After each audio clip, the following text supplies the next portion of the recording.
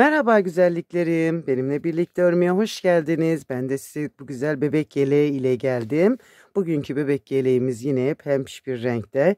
İstediğiniz renklerde yapabilirsiniz. 2 tane de pomponcuk yaptım. Bir bağcık bağladım şöyle.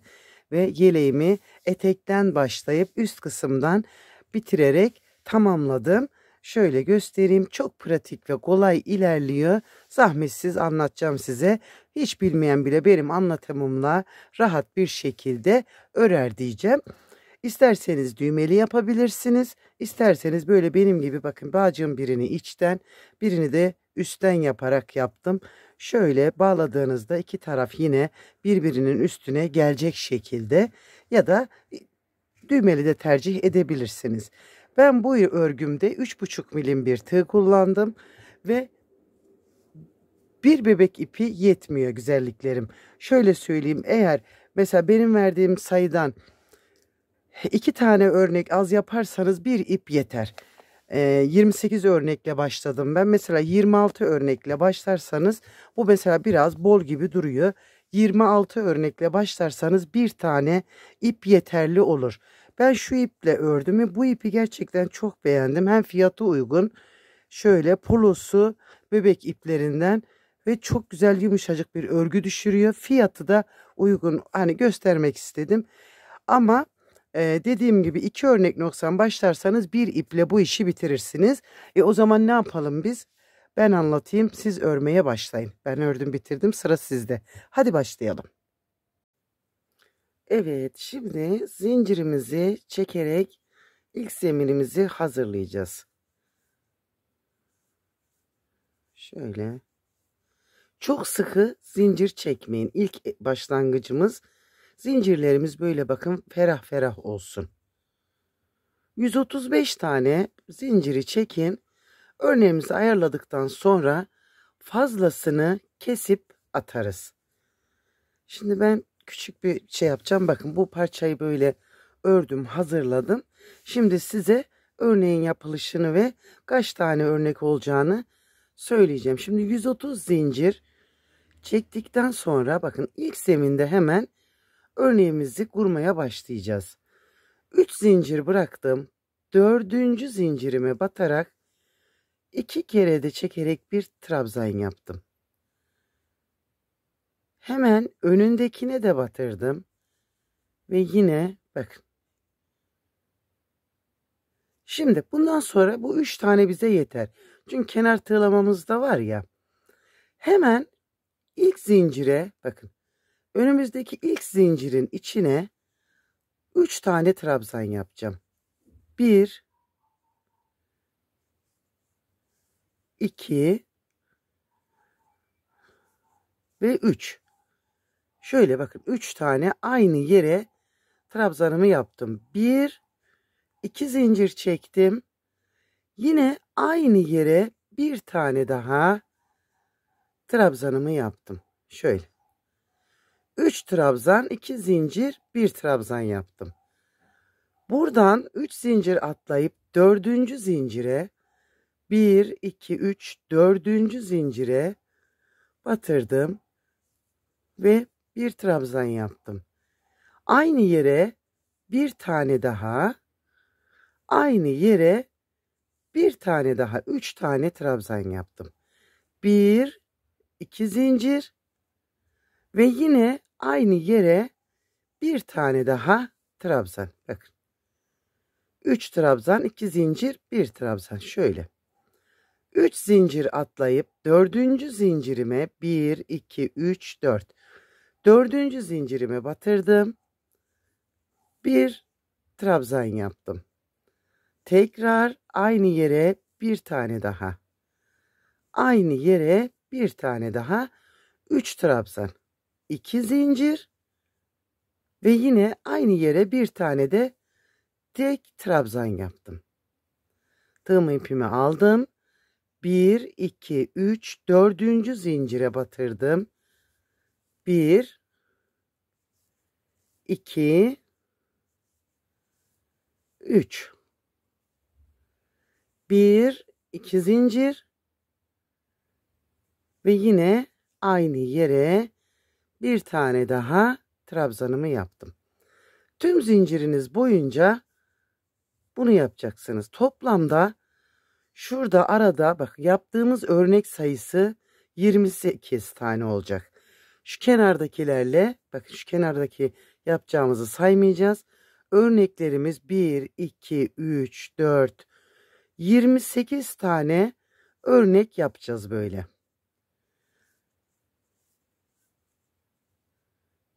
...28 örneğimiz olana kadar alt zemini hazırlayacağız. Bitişe geldiğimizde, kenara geldiğimizde bakın bu şekilde bitireceğiz. Yani şurayı bakın her bitişimizde bu şekilde bitireceğiz. Şöyle örneğimiz buradayken buradan bir zincir bıraktım. İkinci zincire batarak bir trabzan yaptım. Sıradakinden bir trabzan yaptım. Sıradakinden bir trabzan. 3 tane de bu kenar için bir hazırlayacağız. Bakın böyle. 28 örneğimizi yaptıktan sonra bu şekilde de tamamlayacağız. 1, 2, 3 zincir çekip çevirdim. Bu kenardaki 3 tane sabit gidecek. Birinciyi yapmayacağız. İkinciye batırıp 1. Önündekine de batırıp 2. Bakın 3 trabzan. Şimdi bundan sonra örneğimizi yapmamız daha kolay. Hemen 2 zincirli boşluğun içine 3 trabzan. 1, 2 ve 3. 1, 2 zincir. Boşluğun içine yine tek bir trabzan. Tığma ipimi aldım. Öbür örneğime geçeceğim. Önce 3 trabzan yapalım. 1, 2 ve 3. Bakın. 1, 2 zincir. Aynı yere bir tane daha tek trabzan. Aldım ipimi. Şimdi sıradakine geldim. 3 trabzan. 1, 2 ve 3. 1, 2 zincir ve tek trabzanımı yaptım. Örneğimiz bu. Şimdi bitirirken bakın. Hemen bitişe geleceğim. Bir tek şimdi şu örneğimi de yapayım. Bakın 3 trabzan bitişe geldiğimizde 2, 3. 1, 2 zincir. Aynı yere tek trabzan. Bakın bitirirken yine böyle bitirdim. Ve kenara 3 tane trabzanımı yaparak sıramı tamamlayacağım. 2 zincir tepesine de batırdığımla 3 oldu. 1, 2, 3 zincir çekip çevirdim. Birinciyi bıraktım. İkinciye ve üçüncüye. Başlarken de sıra başında 3 trabzan zincirin içine yaparak başlayacağız. 1, 2 ve 3. 1, 2 zincir. Aynı yere bir tane tek trabzan. Öbür zincire geldim. Örneğimiz çok kolay ve çok kibar ilerleyen bir model. Böyle bir karış boyuna gelene kadar aynı şekilde örgümüzü öreceğiz. Şöyle bak örneklerimiz bu şekilde ilerleyecek. Evet arkadaşlar bakın örgümüzü bir karış boyuna gelene kadar ördük. Bundan sonrasında kol yerlerini ve arkayı ayarlayacağız. Şimdi örgümüzü bakın kolay ve pratik bir şekilde size ayarlamayı göstereceğim. 2'ye katlayalım örgümüzü. Şöyle bakın örgümü 2'ye katladım düzgün bir şekilde. Tekrar bir kere daha katladım.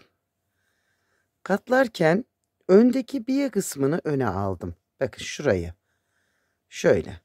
Şimdi şuradan tam ortadan elinizle şurayı tutun. Bakın şurayı tuttum. Şöyle. Burayı tuttuğumuzda kaç örneğimiz var? 2, 4, 6, 7 örnek. Bakın 7 tane örneğimiz var. Şimdi buraya işaretler koyun. Şuradaki 7. örneğe işaret koyacağım. Hemen buraya bir tane ip bağlayacağım. Bakın 7 örnek ön tarafa ayırdım. Hemen bu tarafa geldim. 1, 2, 3, 4, 5, 6, 7. Öbür tarafa da bir işaret aldım. 7. Şöyle. Bakın. Bu arada kalan yer arka. 7 örnek ayırdığımız yerler ön için ayarlayacağız. Burada yapmamız gereken şimdi başlayacağız. 3 zincirimi çektim ve kenara geldim. Şimdi örgümüzü ne yapmıştık? 4 katlar üzerinden yapmıştık. Bu zincirin içine, bakın şu zincirin içine bir trabzan yaptım. Şuradaki 3 trabzanın üzerine birebir batacağım. 1, 2 ve 3. Bununla birlikte 4 oldu. Hemen öteki örneğime geldim. 1 zincirin içine 3 tane trabzanların üzerine 2 ve 3. Bakın yine 4 oldu. Bir tane zincirin içine 3 tane bu trabzanlara birebir. 1, 2 ve 3. Bakın şöyle. Bir tane zincirin içine 1, 2, 3 trabzanların birer tane tepe noktasına batarak bütün sırayı böyle yapacağız. Sonra kol yerini ve boynu arkaya ayıracağız. Önce burayı bir düzlememiz gerekiyor. Şöyle bakın 4 yaparak sıramın sonuna kadar böyle gideceğim. Evet, sıramı tamamladım. Ve şimdi bakın 1, 2, 3 zincir çektim. Tığıma ipimi aldım. Burada bakın birinciye değil yine ikinciye batıracağım. İkisini çektim. Birini bıraktım. Tekrar ipimi sardım. Sıradaki trabzana geldim. İkisini çektim ve hepsini birlikte topladım. Burada bir tane eksiltme yaptım. Ve şimdi işaret koyduğum yere 3 trabzan kalana kadar hepsine birebir batacağım. Bakın burada işaretimiz var ya şurada arada. Buraya kadar şurada 3 tanesi kalana kadar hepsine birebir batıp öreceğim. Evet arkadaşlar bakın şurada işaretim var. Şimdi burada 4 tane trabzanım var. 3 demiştim ama 4. Bakın şöyle bir örnek üstündeyim şimdi. Son 4 trabzanım. İkisini burada örmeden bırakacağım zaten. Şimdi burada bir eksiltme yapacağım. 4 trabzanım var. Bakın işaretlediğim yerin önünde. Birinciye batırdım. Yarım çektim. İkinciye de batırdım. Yarım çektim. Ve hepsini birlikte çektim. Bu 2 taneyi koltuk altına bıraktım. Bakın şurayı koltuk altına bıraktım. 1, 2, 3 zincir çekerek çevirdim geri. Şimdi ön parçamızın tek kanadını yapacağız. Hemen dönüşte yine bakın diptekine batırmayacağım. Buna batırmayacağım. Sıradakine batırdım. Yarım çektim. Onun önündekine batırdım. Yarım çektim. Yine bir tane daha azaltmış oldum. Ve şimdi sıranın sonunda son 2 tane kalana kadar böyle öreceğim. Bakın. Hepsine birebir batıp şurada sonda 2 tane kalana kadar devam edeceğim.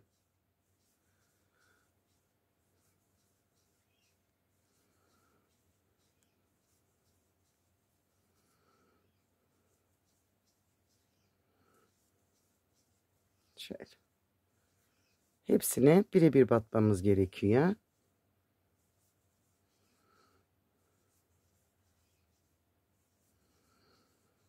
Başta ve sonda eksiltmeler yaparak kol ve yaka uyumunu hazırlayacağız. Bakın şimdi son 2 tanem kaldı. Son 2 zincirimle birlikte. Şimdi battım birine, yarım çektim. İpimi aldım. Sıradakine batırarak bakın. Yine yarım çektim. Ve kapattım. 1, 2, 3 zincir çekerek örgümü çevirdim. Burada yine eksiltme yapacağım. Bakın. Birinciye zaten hiç batmıyorduk bu zincirimizin. Sıradakine batırdım. Yarım çektim. Önündekine batırdım. Yarım çektim. Ve topladım. Yine sıranın sonunda son 2 tane kalana kadar birebir öreceğim.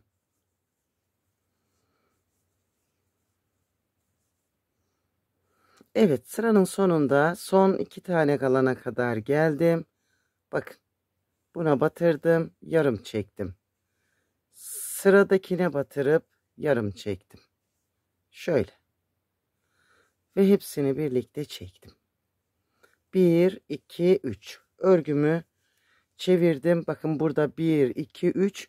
Bu 4. eksiltmemiz olacak. Yine baştakine değil, sıradakine 1 yarım, ikinciye 1 yarım. Ve şöyle 1, 2, 3, 4 defa birer tane eksiltme yaptım. Şimdi sıranın sonunda yine son 2'ye kadar aynı öreceğim.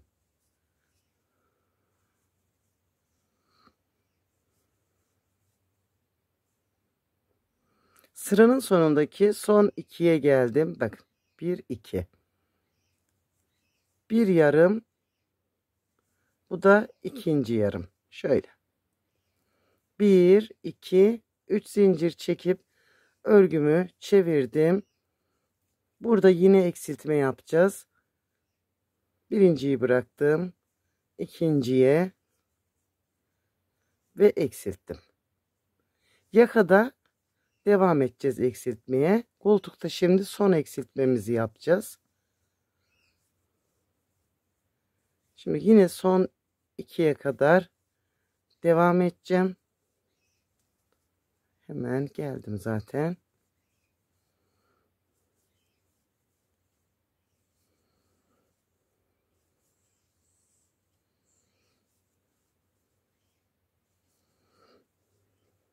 Bakın son 2 yine eksilteceğim. 1 sıradakinden aldım. 2. Burada 1 2 3 4 5 defa eksiltme yaptım koltukta. Bu da bize yeterli.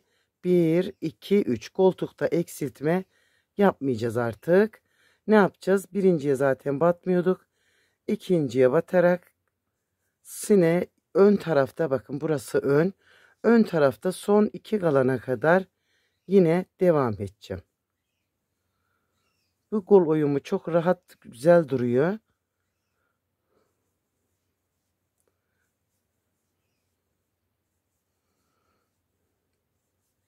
Şöyle son 2'ye kadar geldim. Bakın azaltacağım yine. İkisini birlikte aldım. Şöyle.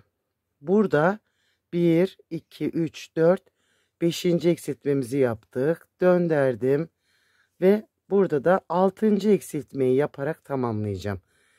1, ikinciye batırdım. Sıradakinden yarım aldım. Ve tamamladım. Koltukta burada 5 defa eksiltme yaptım. Burada önde 6 defa eksiltme yaparak işlemimi bitirdim. Bu kol genişliği iyi. Ha daha ince olsun derseniz önden yine bu yaka kısmından azaltabilirsiniz. Ben biraz daha ince bir omuz istiyorum derseniz şöyle bakın. Şimdi şurası, bakın burası gayet iyi. Hemen şu sıramı tamamlayayım, sayıya bakalım ne oldu. Artık eksiltme yapmayacağım. Birebir örüyorum.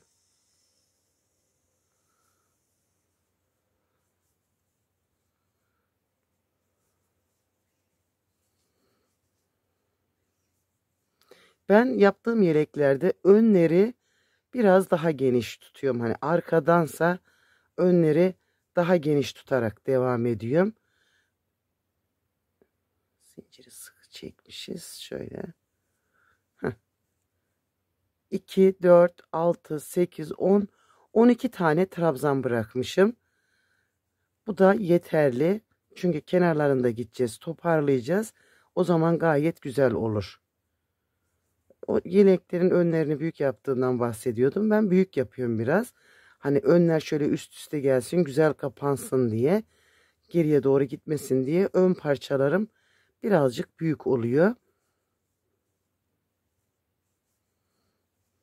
Ve hepsine bakın bire bir batarak yine geldim. Şimdi alttan yukarıya bu goldan sonraki yaptığımız sıraları sayalım. 1, 2, 3, 4, 5, 6, 7, 8, 9. 10 sırada bitireceğiz. Şimdi 10. sıram, bakın 10. sıramı yapıp ön ayarlamamızı bitirmiş olacağız.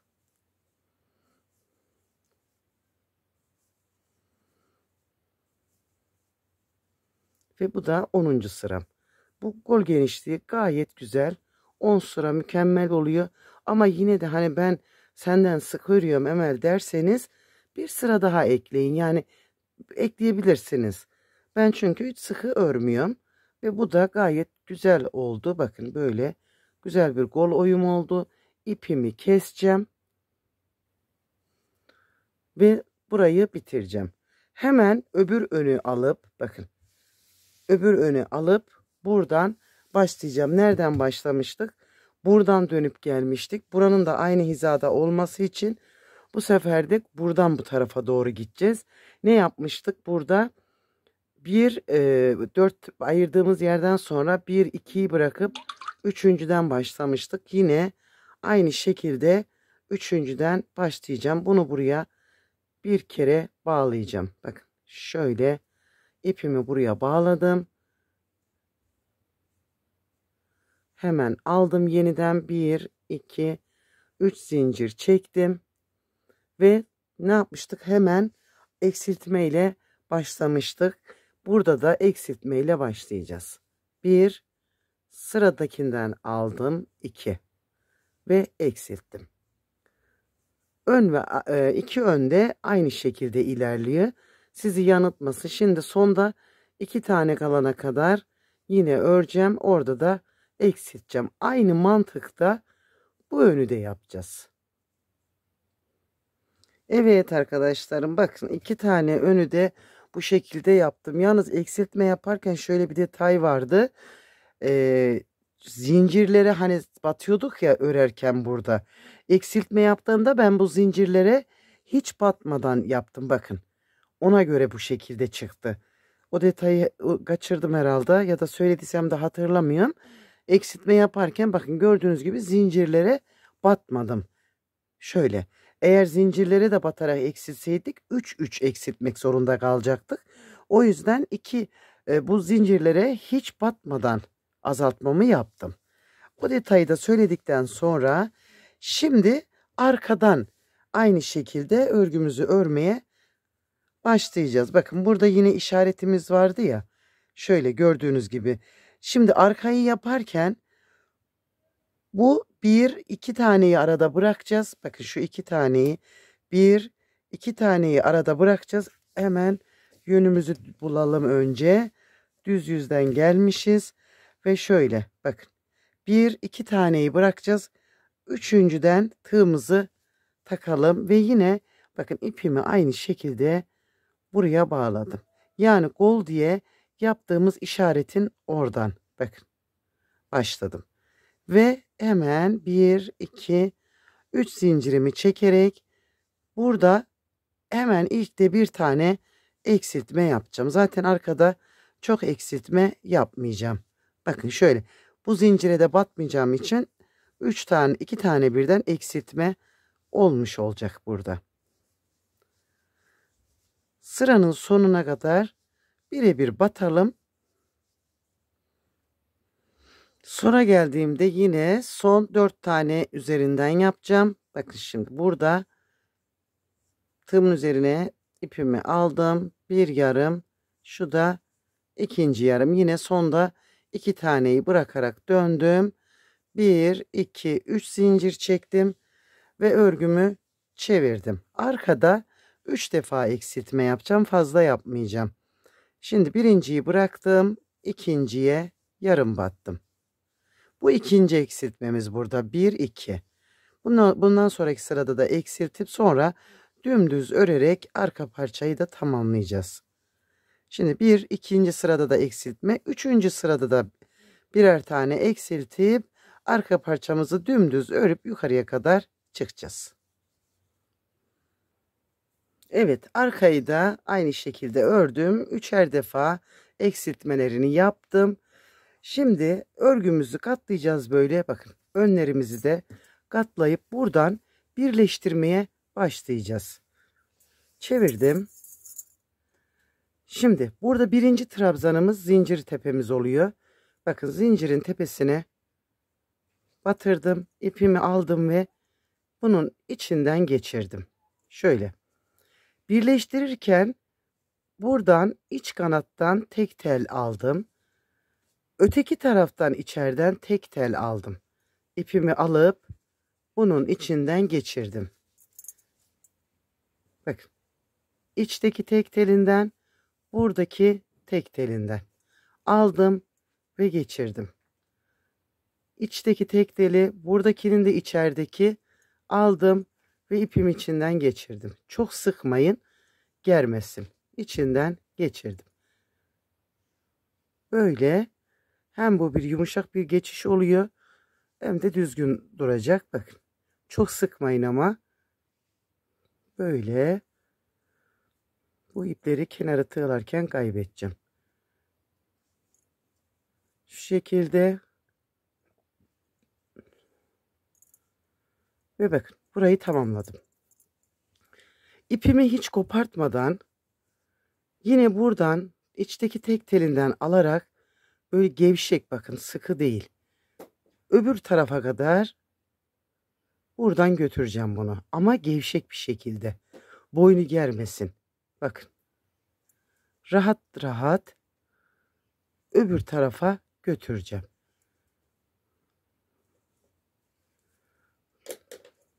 Böyle. Hemen öbür önü de buradan alıp, bakın burada kaç tane bıraktıysanız ön için buradaki başlayacağınız sayıda o olacak. Hemen buradan yine aldım ve içinden geçirdim.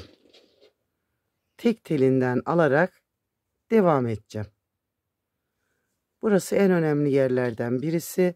Eğer gergin yaparsanız burası gerer ve güzel durmaz. Tek tek hepsinden alacağım. Bakın. Ve yeleğimizi bitirmiş olacağız. Tek dikiş yeri burası, omuz birleştirmesi.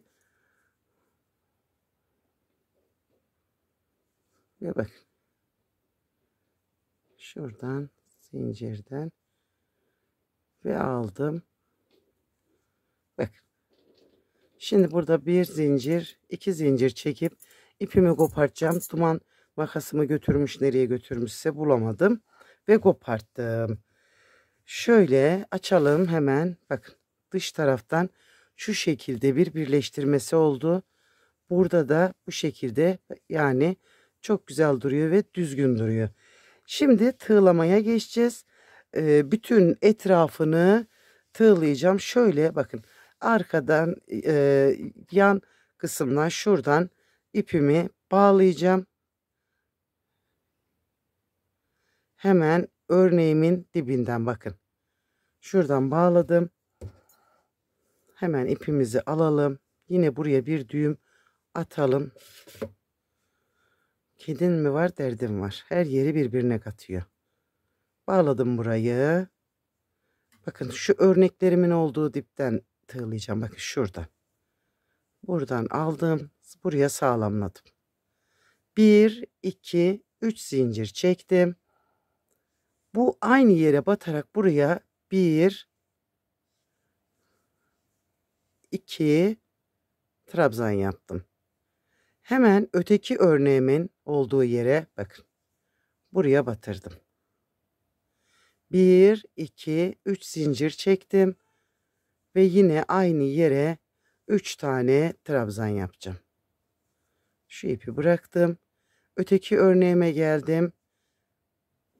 1, 2, 3 zincir. Aynı yere 3 tane, 2 tane trabzan, pardon. Şöyle. Öteki örneğe geldim. Bağladım. 1, 2, 3 zincir. Aynı yere 3 tane trabzan. Zincirle birlikte yani. Şöyle. 1, 2, 3. Aynı yere 2 trabzan yaptım. Öbür örneğime geldim. Bakın. 1, 2, 3. 2 trabzanımı yaptım. Eğer ki sizinki kavuşmuyorsa, sık örüyorsanız trabzanları 3 kere de çekerek yapın. O zaman denk gelecektir. Hani boyunu uzatın. Evet. Şimdi şurada sonuncuya batıracağım. Ve böyle. Şimdi burada önden yukarıya doğru yine aynı işlemi yaparak gideceğim. 3 zincir. Bakın buraya yine 2 trabzan. Bir trabzan atlayıp ikinci trabzana bağlayacağım. 1, 2, 3. Şimdi 2 tane trabzan. Şöyle. Bir trabzan atladım, ikinciye bağladım. İkincinin araya. Bakın. 1, 2, 3. Bütün etrafını böyle dolaşacağız. Ta ki başladığımız noktaya gelene kadar. Bakın önlerde böyle duruyor. Tam yaka kesimine geldiğimizde bakın burada da siz yanılmasın. Yine aynı 3 trabzan olacak şekilde, yani zincirle birlikte 3. Şöyle ölçün buraya. Bakın. Ne gerdirin ne de bol bırakın. Şimdi yaptım örneğimi. Şöyle bakın. Şöyle yaptım. Nereye denk geldi? Şuraya. Şöyle güzelce ölçerek yapın.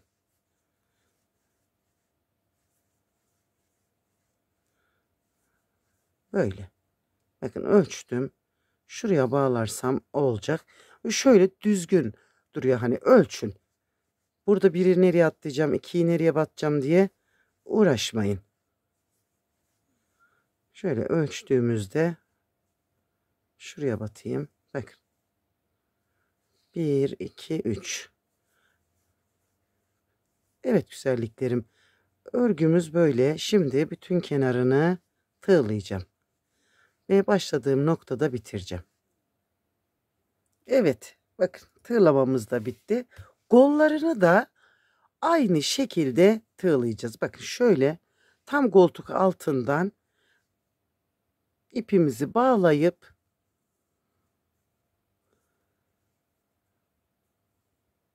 yine bağladım ipimi. Bakın şöyle tutacağım buradan. Buradan başlayacağım. Ve aynı yanları tığladığım gibi burayı da tığlayacağım.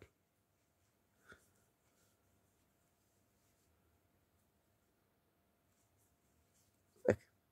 Yani hiçbir fark yok. Aynı sayılarda, aynı ölçülerde tığlamasını yapacağım. Şuradan batalım. Bakın. İki kolu da bu şekilde tığlayarak bitireceğim. Böyle.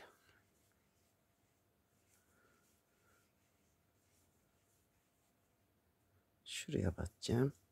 Bakın tamamen ölçüyle yapıyorum. Ölçüp ölçüp tığlıyorum. Evet güzelliklerim, yeleğimiz bitti. Bakın kol kenarları böyle oldu. Bu kenarları bu şekilde oldu. İsterseniz düğme dikerek kullanabilirsiniz. İsterseniz de buradan yine bağcık yaparak kullanabilirsiniz. İstediğiniz gibi yapabilirsiniz. Bakın kol yerleri gözünüze küçük gözükmesin. Bakın kocaman bir kol yeri oluyor bunda. Güzel bir yelek oldu. Böyle tombiş tombiş bir yeleğimiz oldu. Beni izlediğiniz için hepinize teşekkür ederim. Bir dahaki videomda görüşmek üzere. Hoşça kalın. Sevgiyle kalın.